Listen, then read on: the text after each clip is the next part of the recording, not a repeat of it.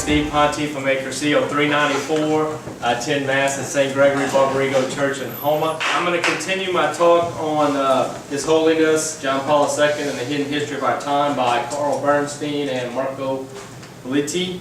When we last left off, the Nazis had just invaded Poland and then began carrying out their plans for the cultural annihilation of Poland. The secondary schools, the universities, theaters were all closed.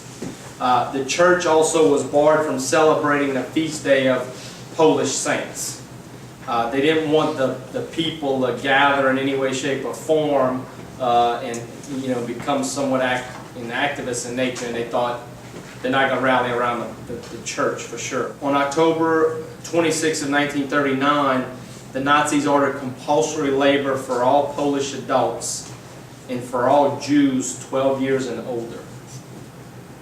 And November the 6th, which was, a few weeks later, a trap was set for all of the professors at the university.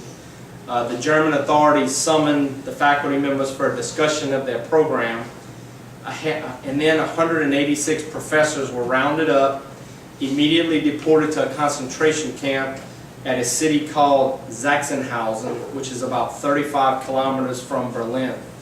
And in the wake, the only reason they were able to get some of these professors released is that the dictators of three Catholic countries, Mussolini of Italy, Franco of Spain, and Horthy of Hungary, 120 of the 186 professors were released.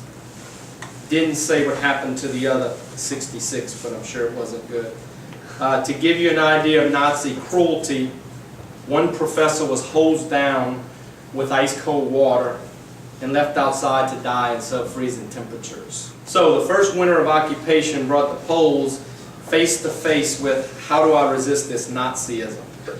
The Nazis, as I said, had closed schools, universities, theaters, and made it hard to worship. It was at this time that Karl Wojtyła met with the book referred to as a strange character, quote unquote, a sort of magician of souls, quote unquote, by the name of Jan Taranowski. He lived in the same neighborhood as the Pope, but no one knew very much about him. Many thought he was somewhat freakish, and he was even rumored to have been a patient in a mental hospital. He was a tailor by profession, but he spent most of his time recruiting young men for a secret religious society known as the Living Rosary. Taranowski would observe them when they went to Mass, and he would try to pick out the ones that he thought were the most pious by how often they returned to church and how reverently they prayed. One day Taranowski approached Wojtyła because he had been observing him and invited him to join the Living Rosary. This was a strictly secret organization since the Nazis would not allow this type of association if they knew about it. The group would consist of 15 members, each representing one of the 15 mysteries of the Rosary. Members would pledge to follow Christ's commandment to love God and neighbor, day by day in every aspect of their existence. Taranowski met with each member individually to avoid arousing German suspicion. Wojtyła would meet with him once a week. The master, quote unquote, as he was called, recommended particular volumes on religion and encouraged his group to read up-to-date theological manuals, and he tutored them in the great mysteries like St. John of the Cross and St. Teresa of Avila. The weekly meetings with the master became a spiritual fountainhead for the future pope. Taranowski was a molder of personalities. His motto was, every moment must be put to use. Wojtyła embraced this concept and began to balance his daily schedule between work as a secret university student, a waiter in his uncle's restaurant, and his religious activities, which included Bible readings, the study of religious texts, prayer, meditation, and of course Mass. Taranowski demanded that all his disciples keep a careful diary to show whether they had fulfilled their daily obligations, and they had to give him an account of their actions of that week.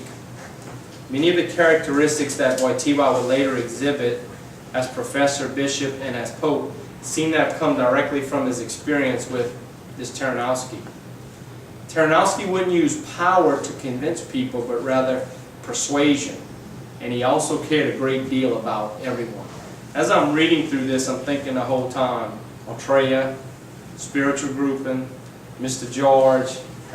So I'm going to put out a challenge to you young men out there. Which one of you is going to become the first American Pope? Because it sounds like we have the workings here of the similar thing that John Paul had. So keep that in mind. During 1940, Nazi pressure continued to intensify, and Wojtyła was forced to take a job that was certified by the German authorities. He couldn't work in his uncle's restaurant anymore. He had to work where they could keep tabs on him. So he went to work as a common laborer for a chemical plant at a place called Solvay. The job supplied him with a work permit which protected him from being deported. He did heavy labor in a quarry for a few months before he transferred to a lighter position where they said he counted and was tracking the dynamite in the ordnance. His co-workers called him the student and watched as he learned to endure the cold. Taranowski had explained to him that everyone's personality must be modeled on Christ, and he accepted his work as hard labor as sort of a Christian trial. He worked in silence, conscientiously and methodically. He listened a lot and had little to say in a situation utterly new to him. How many times have we heard here, don't talk about something you don't know what you're talking about? Don't just spout off. And it says that he didn't talk when he didn't know about what he was talking